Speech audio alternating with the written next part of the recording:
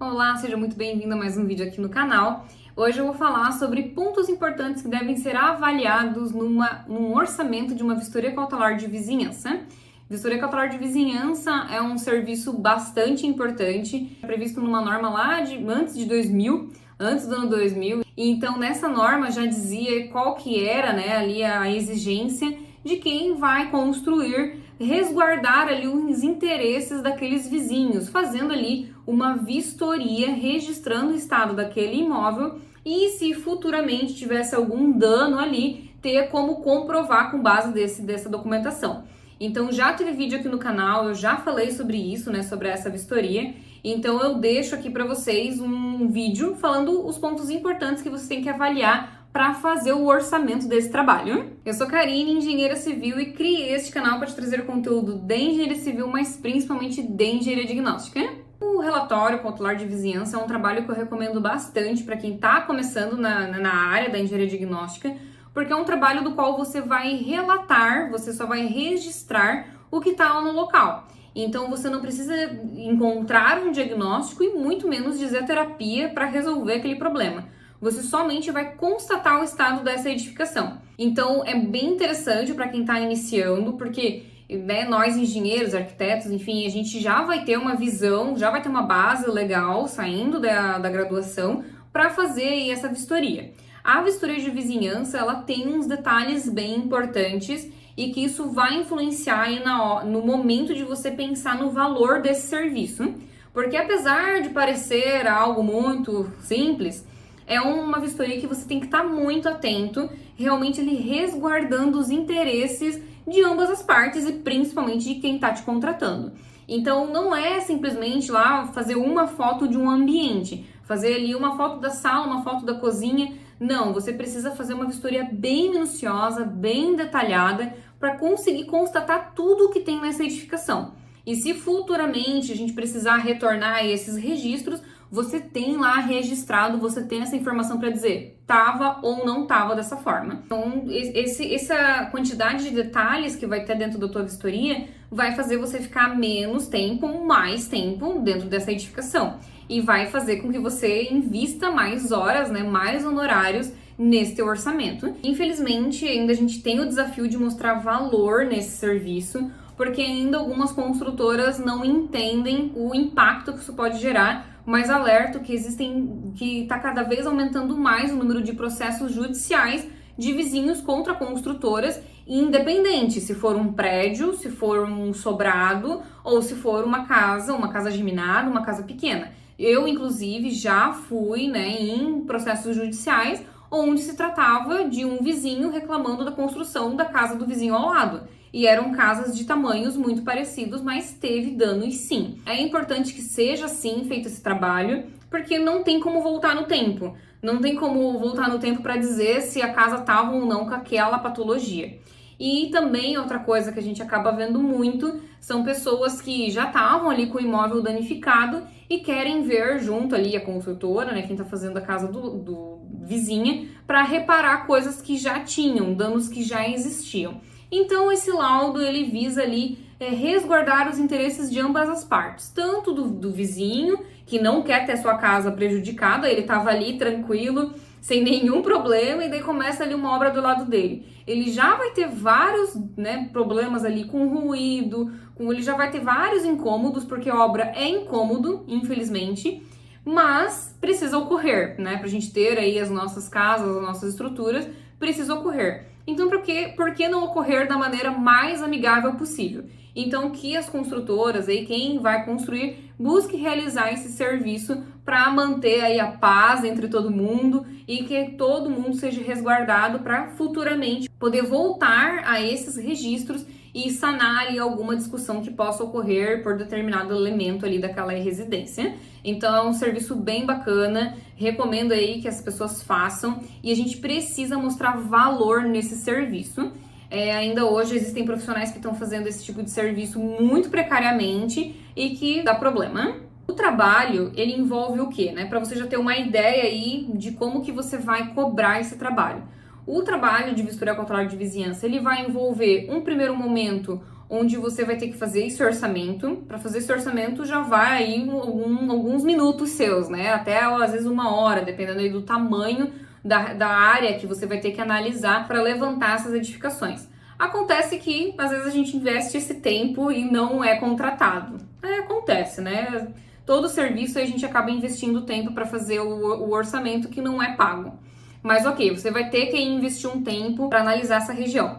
Depois, ok, foi contratado, você vai fazer contato com todos os confrontantes. Você vai lá, bater em todos os imóveis, fazer o contato, explicar o trabalho.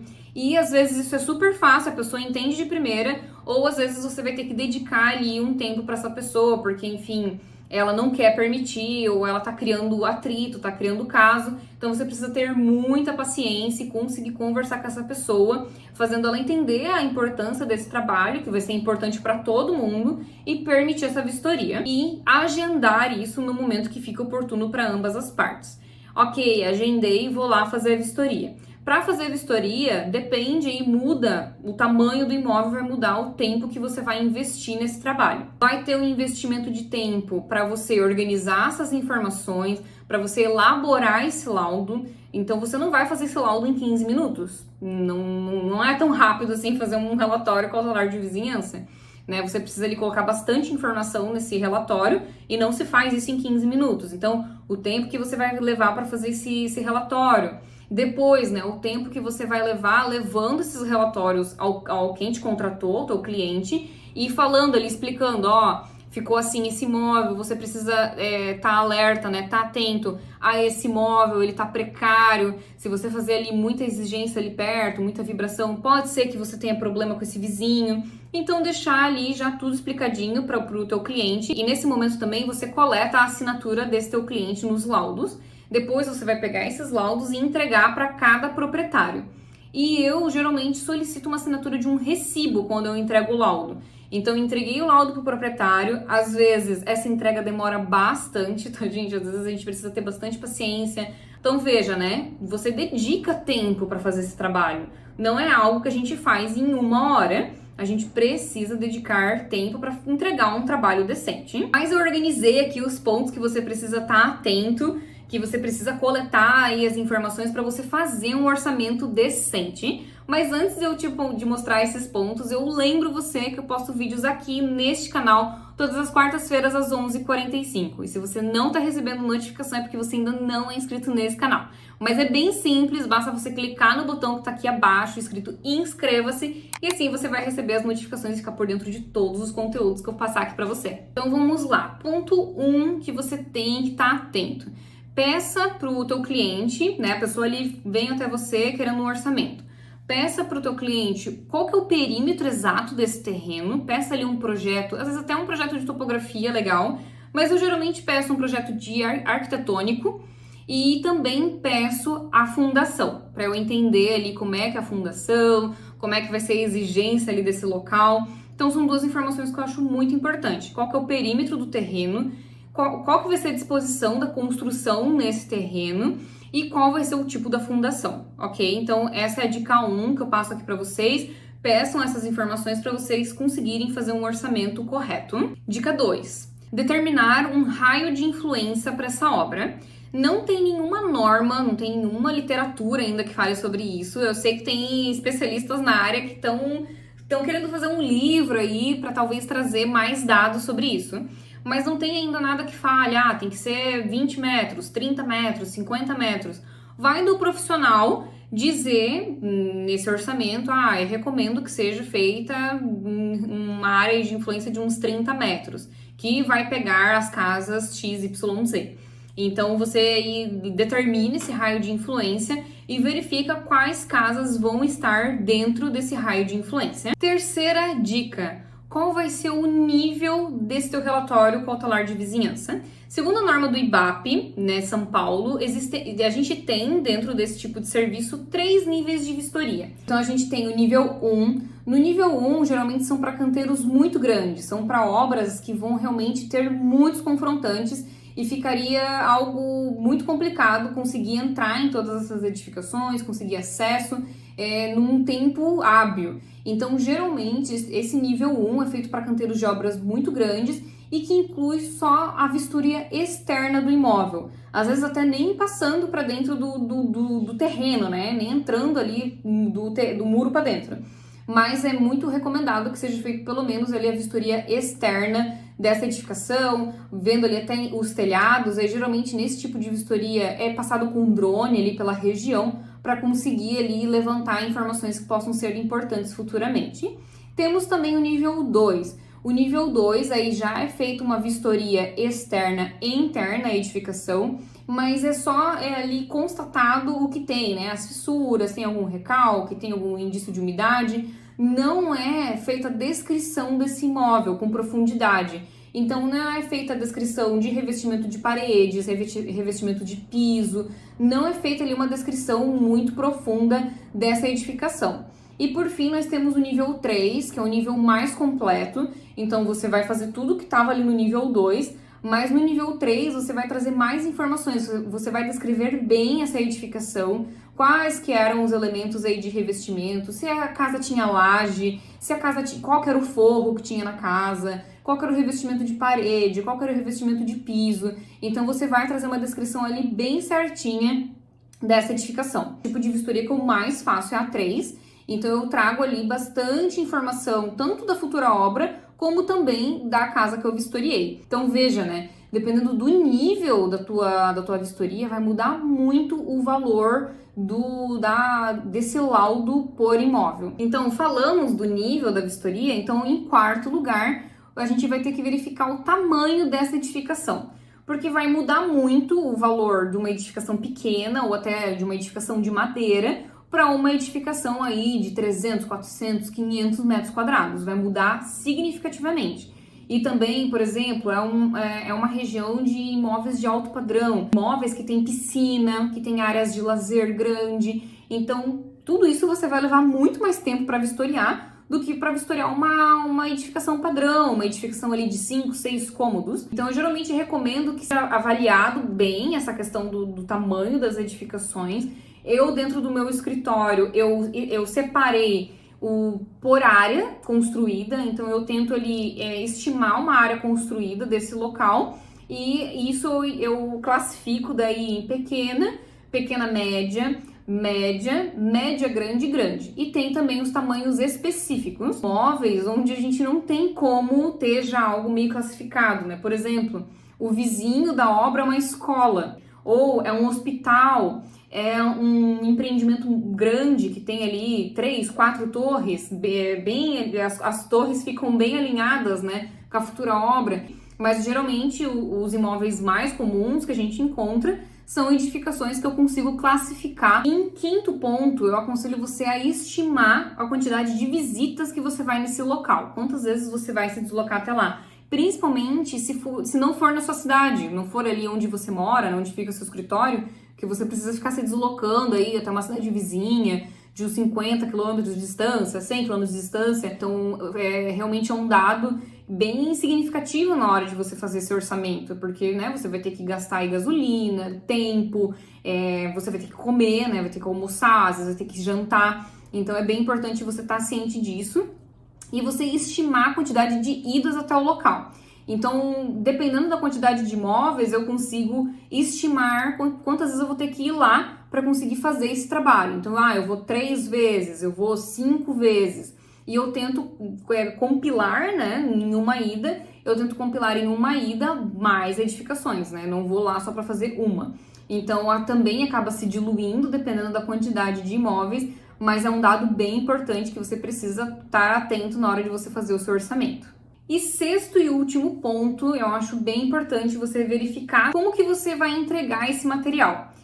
É importante que seja entregue uma via ao proprietário do imóvel que você vistoriou, até a norma pede, né, que as partes elas tenham acesso ao material. Poxa, você foi lá na casa da pessoa, você bateu foto da casa inteira dela, o mínimo é você entregar um material para ela, né? Vai ser impresso na qualidade mais básica possível, ou vai ser impresso numa qualidade boa, vai ser entregue a mídia eletrônica, né, para ter todo o acesso ali ao laudo em PDF, a todas as fotos.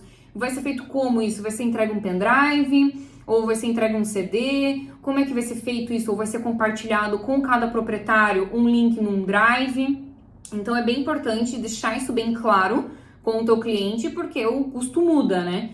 Então é um custo a mais e também pode ser que seja um custo à parte. Então você faça ele todo o seu trabalho e depois, na hora que for para fazer a impressão, você conversa com o teu cliente, ó, tem esse orçamento e esse, qual que você escolhe, né? E daí ele acerta, às vezes, até diretamente com a gráfica. Já tem clientes meus que eles já têm parcerias com determinadas gráficas e daí eu mando para aquela gráfica os laudos e daí eles lá acertam certinho como é que vai ficar o valor com a gráfica. Então é importante saber disso, né? Se vai ser aí dentro do teu orçamento ou fora, porque é um custo que você vai ter. Mas basicamente são esses os pontos que você tem que estar atento para fazer a tua vistoria. E sobre valor de hora técnica, tudo, eu já fiz vídeos sobre isso, falando aqui no canal, como que você pode estar aí calculando a sua hora técnica. A gente tem algumas bases de dados, né? A gente tem bases de dados do IBAP, do CREA, então é importante você ter uma noção também da sua região, como é que os profissionais estão fazendo aí na sua região, estão praticando. Mas alerta, né, gente? Vamos fazer um valor coerente. Infelizmente, tem profissionais fazendo aí serviços com um valor que não tem cabimento, não tem como fazer, é inviável, não vai entregar um serviço de qualidade por esse valor, porque viu, né? É um tempo que você vai investir. Pensa, você entrar numa edificação de 300 metros quadrados e vistoriar ela inteira. Quanto tempo você vai investir aí? Quantos honorários você vai colocar para fazer essa vistoria? Então não tem como fazer por 200, 300 reais um relatório cautelar de vizinhança. E infelizmente eu já vi profissionais fazendo por esse valor. Mas geralmente, né, para também não terminar esse vídeo aqui sem dar nenhuma noção para vocês. Geralmente uma vistoria cautelar de vizinhança de uma casa pequena, e eu classifico uma casa pequena até uns 70 metros quadrados ou uma casa de madeira, geralmente você vai levar em torno de umas 3 horas para fazer esse trabalho, sendo positivo. Pode ser que no meio do caminho tenha algum percalço, que, né, como eu falei, pode ser que o proprietário dessa casa crie caso e você invista horas conversando com essa pessoa. Aí é algo que sai do nosso controle, né? Não tem o que fazer. Então, são coisas que às vezes acontecem, mas geralmente para fazer uma vistoria de uma casa pequena, a gente investe umas 3 horas. Então aí você verifica aí qual que é o custo da hora que você acha justo, mas eu já aviso, né? Mínimo do mínimo, 200, 250 reais para estar fazendo esses honorários. Claro, se for grande quantidade de imóveis, como eu falei, né? Se for aí um empreendimento que vai ter muitos confrontantes, aí claro que você vai reduzindo o custo por causa da quantidade de casas, sem considerar custos de impressão, custos da tua empresa, custos de deslocamento. Então aí só para vocês terem um exemplo aí, não terminar esse vídeo no limbo, né? Mas eu espero que eu tenha sido clara, que eu tenha ajudado aqui com os pontos que eu destaquei para vocês. Então é muito importante vocês prestarem atenção nesses 6 pontos que eu indiquei para fazer um bom orçamento de relatório cautelar de vizinhança. Muito obrigada por ter ficado até o final desse vídeo e até a próxima!